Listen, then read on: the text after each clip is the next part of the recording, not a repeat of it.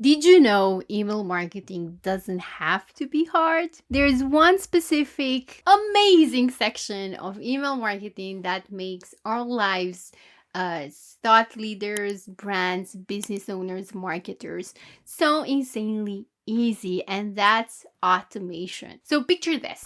You set up a few simple rules and triggers, and your emails are automatically sent to the right people at the right time. So they're doing the hard work for you while you get to focus on other important aspects of your business. Today, I'm going to introduce you to probably the most important email sequence you should have as a course creator or someone who's selling any kind of digital product.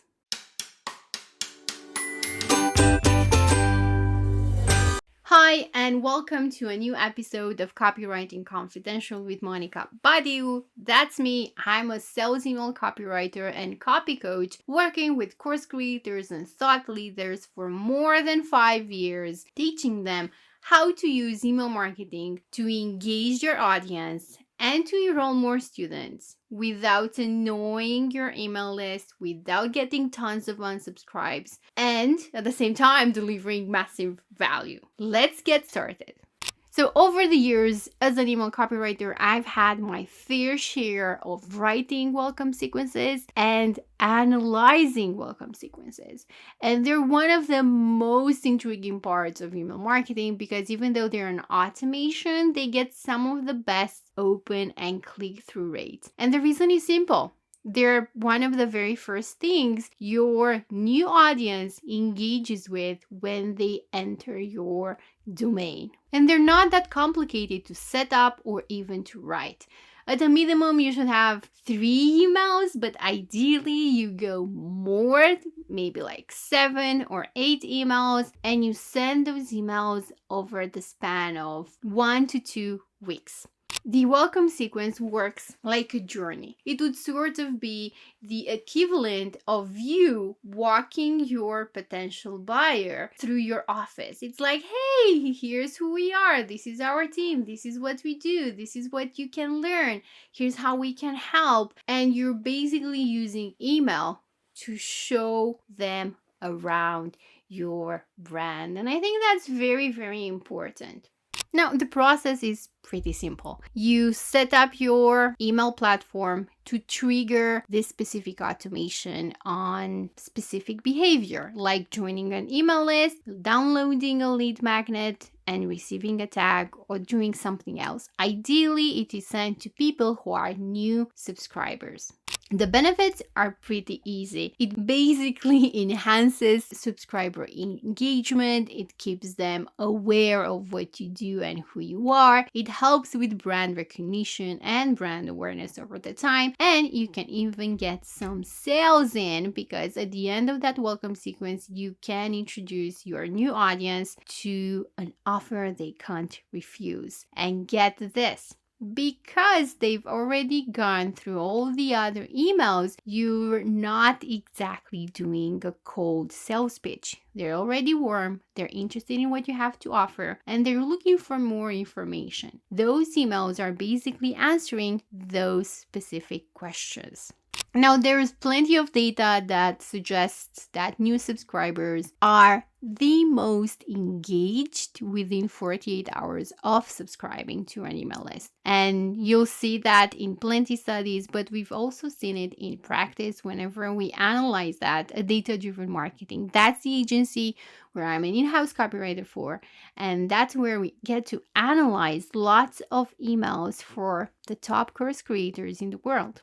Now, I already mentioned before, but welcome emails are awesome. They have some of the highest open rates. Now, industry data says some welcome emails get a 91% open rate, others an 86%. 60%. Usually a benchmark is anything about 60% for your first welcome email is a good sign. Ideally, you want it to optimize it so that it gets to the point of 90%, and I'm not joking. The idea with this is that first email usually delivers the lead magnet, the freebie that your subscriber has requested, and that's how they got on your email list. So if you're seeing 60% or less open rate for that email, that's a problem. It means that there's something that doesn't really match what's going on. Either there's a disconnect between the traffic you're getting and the product you're offering, or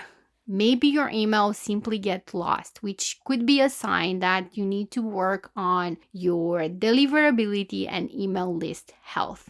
A third option might be looking at your subject line. Maybe the subject line is not clear enough, which makes people not actually pay attention to it. So that first email in your welcome sequence is going to have the highest open rate, and you want it to have the highest open rate. And the reason is simple.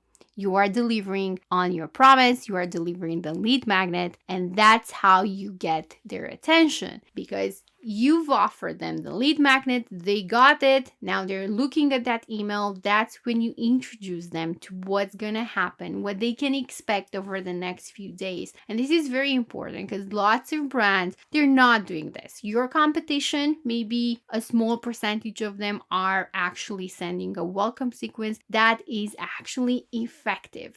So if you're looking at this and you're wondering, well, should you even have a welcome sequence? Yes, ASAP. That's the first thing you should be doing right now for all the reasons I mentioned before.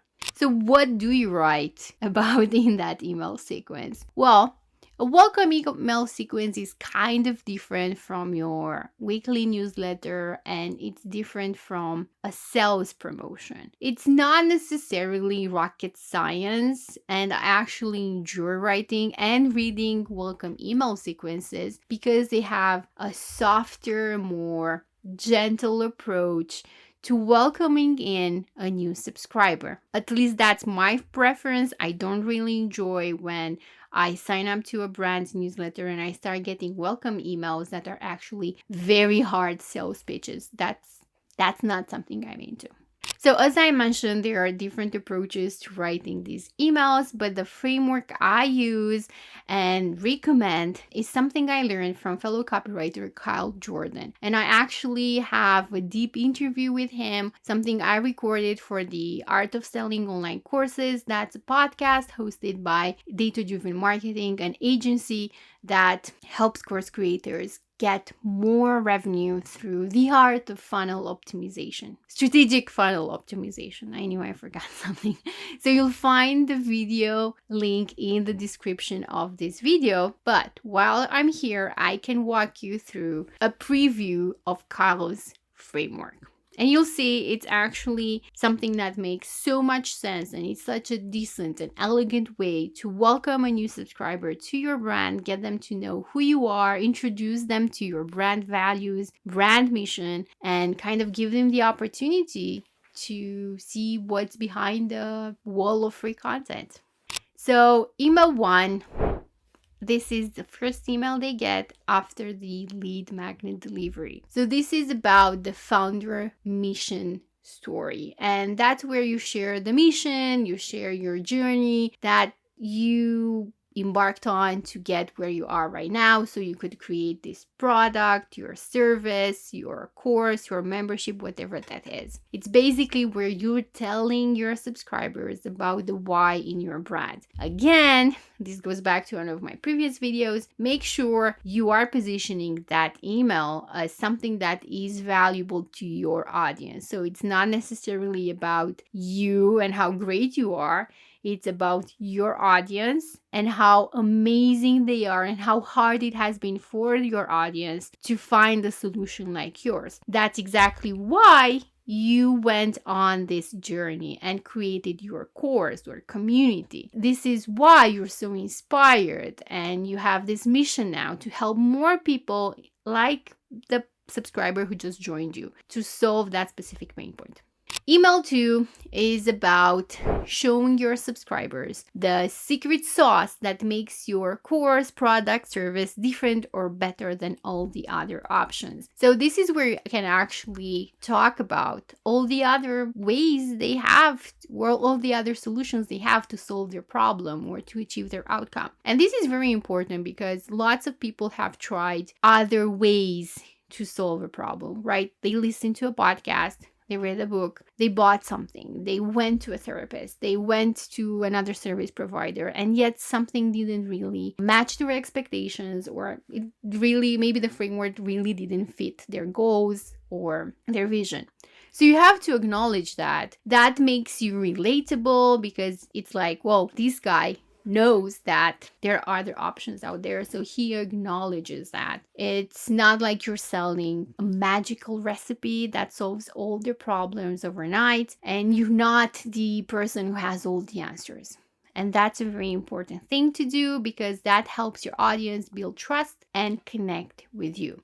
Third email in this welcome email sequence is about answering the big questions. So this is basically a frequently asked questions type of email, but you should focus on the biggest objections or concerns your audience has. So you can actually tap into where your audience is right now. So, hey Monica, a few days ago, you downloaded our free guide, and 10,000 people just like you downloaded it and started to use it. But here's where they got stuck, and I'm sharing today's message hoping that you will overcome this obstacle, just like some of our students did. So where most people who are trying to learn Korean get stuck is this. Now, usually traditional conventional methods to learning Korean are going to teach you to overcome this obstacle by doing this. But this is not the most effective method. Actually, it can backfire, and it can create more frustration and more overwhelm. This is why here at Your Brand Name, we decided to try and do things a bit differently, because we know that in today's world, you don't have the time to go back into university to study Korean for 4 years.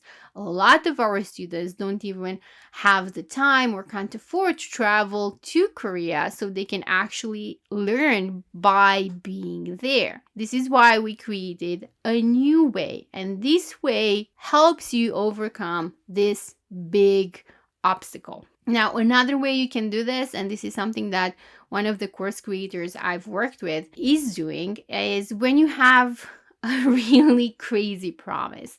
Like, we're gonna teach you how to have a short, basic conversation in Korean in 90 days. So that's a crazy promise, and you can actually tackle that into this welcome email right now, because that sets you apart from all the rest, and it also tackles one of the biggest concerns and objections people have, and you'll do that without actually selling anything. You're not selling a product, you're not selling an offer, you're not selling a service, you're not offering a discount at this point. You're simply showing someone new what is so cool about your brand and why they should be paying attention. Now, email 4 is blowing them away with results. And basically, you're gonna talk about kind of success other people have had with your framework, with your teaching method, with your courses. And it's not bragging, and it's not even selling. It's really something like, hey Monica, so far you've learned about who we are and our crazy promise. We're going to teach you how to have a basic conversation in Korean in 90 days.